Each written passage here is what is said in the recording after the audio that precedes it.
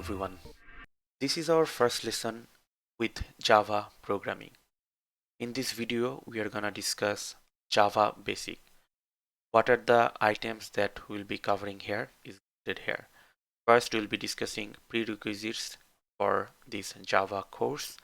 Then we'll be looking into how we can run Java program, what are the main Java features, then how we can execute a Java program using IDE. Then we'll be discussing variables and data types, operators, when to use if else switch case. Also we'll be discussing for loop, while loop, do while loop, and then we'll be discussing continue and break statement. Let's discuss what are the prerequisites for this Java course.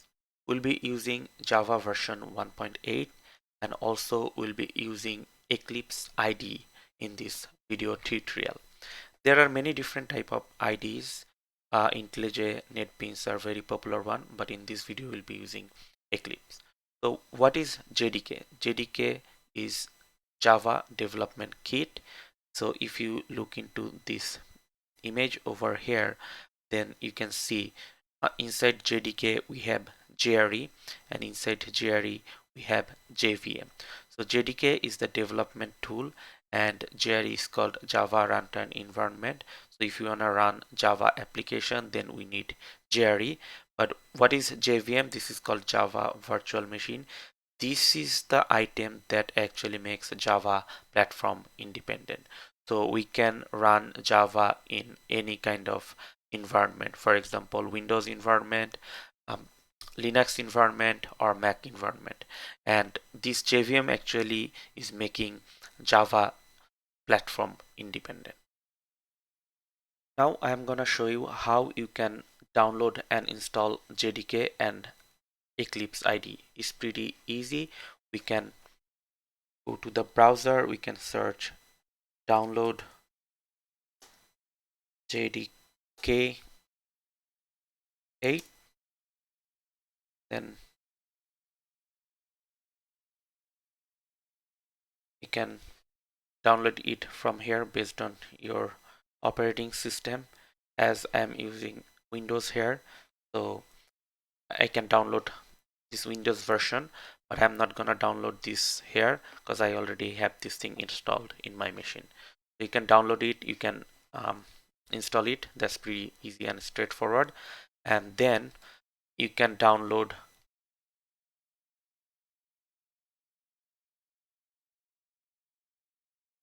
Eclipse as well. So you can download like whatever Google is suggesting. You can download any of them, and in the same way you can install it. Just make sure you download JDK first and then download Eclipse and install it. Now let's go back to our slide. Now I can assume you already download and install Eclipse in your machine. So now I'll be telling you how we can run Java program. So there are a few different ways. So we can use Eclipse IDE to run Java program, or we can use command line. In either way, we'll be creating a Java file. Inside that file, we'll be writing our program. Then we'll be compiling that program, which will be generating .class file, and JVM will be actually taking this .class file and making this program platform independent. So when we'll be running this inside Mac, Windows, or Linux machine, we'll be getting the same output. So let's discuss Java features. So the main important feature of Java is that it is platform independent. Also, Java is object-oriented language. There are few main features of this object-oriented language, such as abstraction, encapsulation, inheritance, and polymorphism. We'll be discussing all of these in greater details in our upcoming videos. Java is secure language, and if we wanna build some distributed application, then we can use Java as well. And Java also supports multi-threading. So if we want to execute a Java program, how we can execute it. So this is the skeleton of a Java program. So let me show you guys this thing by using our IDE. So here you see I have created a package called basic. So I have a project called ITP. This is a basic Java project, and then under this project I created different packages. So the package I'll be using right now is called basic. So here I have created some of the classes. Okay, so let me start showing you first Java program here. Let me open this program, and here you see this is the skeleton of any Java program. So public class, this is the class name.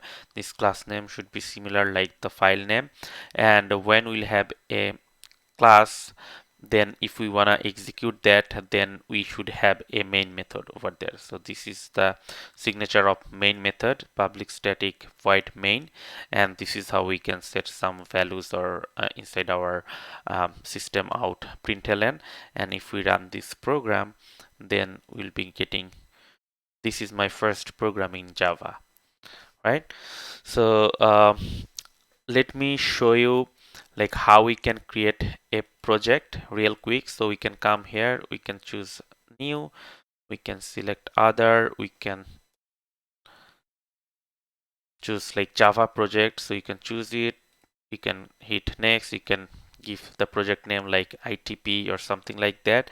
Then it will be creating a basic structure of this. And let's say there will be a source folder, and if you want to create some package, you can come here, you can create your package that you want, and inside the package, let's say if you want to create some class, you can come here, you can create the class. This is pretty simple and straightforward.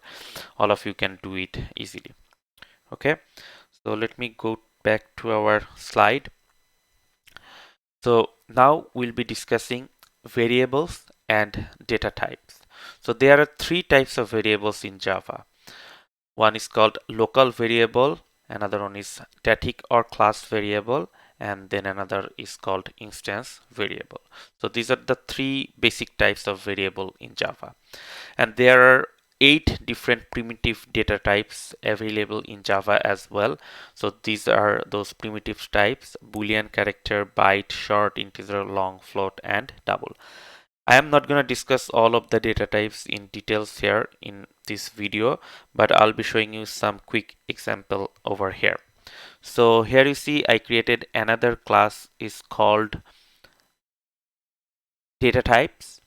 So let me open this class. So what is inside this class? So the class name is called data types. We have main method, and I declared some of the variables with different primitive type. So here we have long num, double num1, boolean b, and character. So if we run this program, then we'll be getting following output. So you guys can try with different primitive types as well.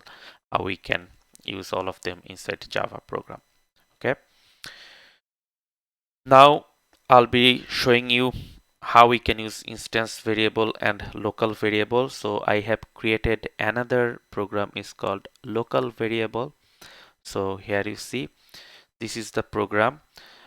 This is considered as instance variable, and this will be considered as local variable because we are using this variable inside a method. So if we run this program, then you can see what is the output we are getting here. We have a main method. Okay, fine.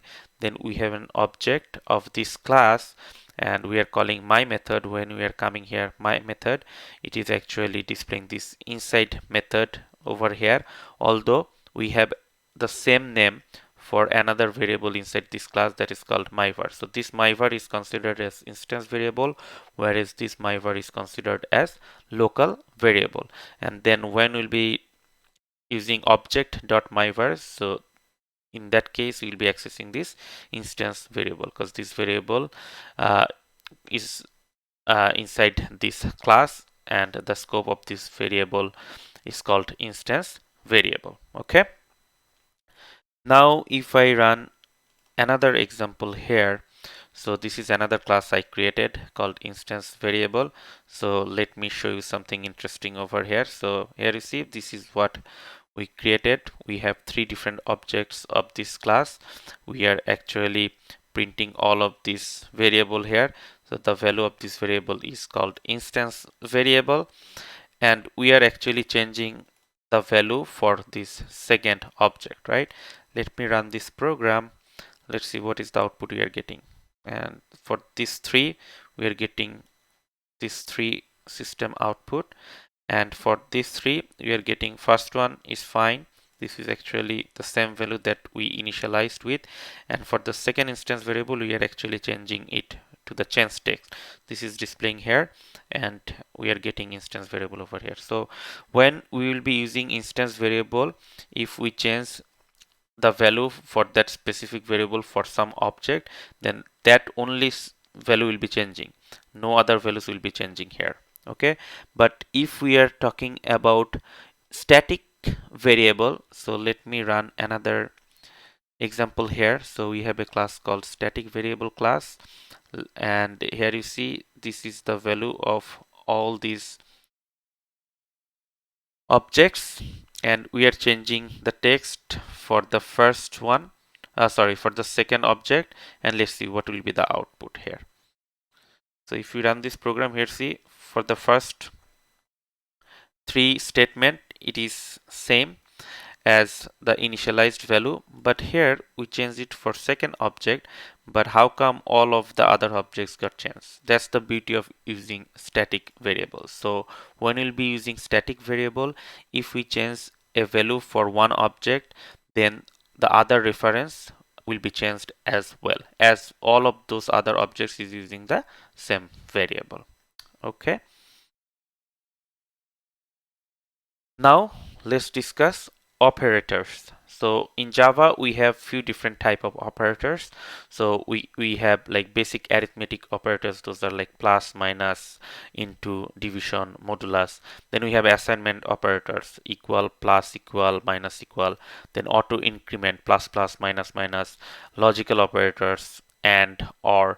So like you can read this thing real quick. These are not that complex, but these are the different operators that we can use in Java. I'm just going to show you some quick example right now. So here you see, as I already created some of the examples here, so let me find where I created an operator class. So this is what I created. So relational operator example I'm just going to show you right now. Okay, so I created a class called relational operator, and in this class we have two values, two variables, number one, number two, and these are the two values, and we are doing some comparison over here. So if we come back to our slide, then what are relational operators? So here you see equal, equal, not equal, greater than, less than. So these are considered as relational operators. So if we come here, here you see we are trying to compare. So if number one value equal to number two value, then we will be saying yeah, these two are equal, but in this case these two are not equal, right? So let's see what is the output we are getting over here. Okay, so if I run this program, then here you see we are getting some results here. So number one and number two are not equal, which is true. Then if number one not equal number two, then it will be displaying this message, right? So this two number is not equal, that's why it is displaying this message. And then if number one greater than number two, displaying this, otherwise displaying this. So this is exactly what we are getting here. Number one is not greater than number two. So yeah, this is how we are actually comparing and using relational operator, and we can get our result over here. So I would suggest you guys to run some program or create some program where we'll be using different operators. Okay, now let's discuss if else switch case. So when we'll be using this if else and switch case. So to handle conditional flow, we'll be using if else statement, And switch case statement is used when we have number of options and we may need to perform a different task for each choice. So in our previous example, I think I already showed you like if else statement, right? So for the switch one, I think I can use this class switch case example. So I'm just opening this class over here. So what this class is doing, so here you see we have a main method. The value of I is 2. So when it will be matching with this value, then it will be displaying that specific result. So here you see I put break over here. I'll be discussing break and continue statement in other example, but I can show it from here as well. So let me remove this break from this class. Okay, so let me run this. So here you see we are passing 2. This is actually matching with this case, and this is what it will be displaying, right? Case 2. Then how come we are getting this case 3 and 4? So when some values will be matching with some case, it will be executing all other statements from case as well, and default statement will be printing anyway. But if we want to stop where it is matching or the condition, if we put break, sorry, not here, then it is not gonna execute the other statements, right? So here you see it match the case over here. It is displaying this and we are breaking. So when we'll be using break statement, it will be exiting the current loop or current condition, and it will be exiting from that block of the program. Okay, so let's go back to our slide and discuss for loop, while loop, do while loop. So when we will be using for loop, while loop, and do while loop, so loops are used to execute a set of statements repeatedly until a particular condition is satisfied. So we can use like for loop, we can use while loop, do while loop, and we can serve the same purpose. So how we can use all these? So I already created a class called for loop. Here you see I am using few different type of loops. Here we are using for loop. This is called enhanced for loop. Another form of for loop we can use. This is what we are using here called while loop, and we are doing or using do while loop over here. So what's the difference between while loop and do while loop? In do while loop it will be running the statement first and then it will be checking the condition. Eventually it will be doing the same thing or similar thing. So if we run this program, here you can see this output. So we have these items inside this array. We are actually displaying this using for loop. Then we are displaying this using enhanced for loop. We are doing that using while loop and while loop. As I said, like we are getting the same result, but we are using different type of loops. Now let's discuss continue and break statement. So I think I already discussed break statement in other example, but let me explain it here when we'll be using continue and break statement. Whenever continue encountered inside a loop, control directly jumps to the beginning of the loop for next iteration, keeping the execution of statements inside loop's body for the current iteration. And whenever we'll be using a break statement, then what will happen, the control directly comes out of loop and the loop gets terminated for rest of the iterations. So let me show you some example, then it will be much more clear for all of you. So here you see I created two program. So at first I just want to show you continue example. Okay, so this is the program we are writing here. So inside this main method, what we are doing, we are using a for loop and we are just trying to check whether j value is 4 or not. If it is 4, then it will be continuing. Continuing means it should exit from this loop. Otherwise, it should print the value, right? So let me show you what is the result over here. So here you see it starts from 0. It is printing 0, 1, 2, 3. When it gets 4, it is coming here. it is not going to execute the next line, rather it is starting from this loop again, and then the next value will be 5.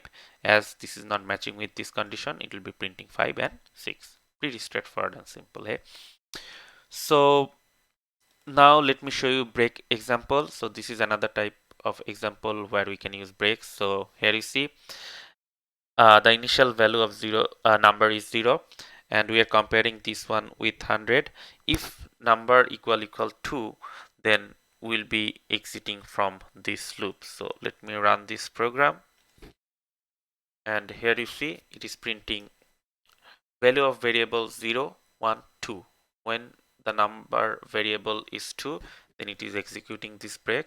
It is exiting from this while loop and printing this message out of while loop. So this is how we can use break and continue statement. So let's summarize our discussion of this chapter. So in this chapter we discuss all the Java basics. We discuss the prerequisites, what is required for running Java in your machine. Then we discuss how to run Java program, main Java features, how to execute Java program. Also we discuss variables and data types, operators, if else switch case, for while to while loop, and at the end we discuss continue and break statement. So these are the common items that we'll be using throughout our course, and we all should remember how to use all these and when to use all these. I hope this was a helpful discussion. Thank you so much.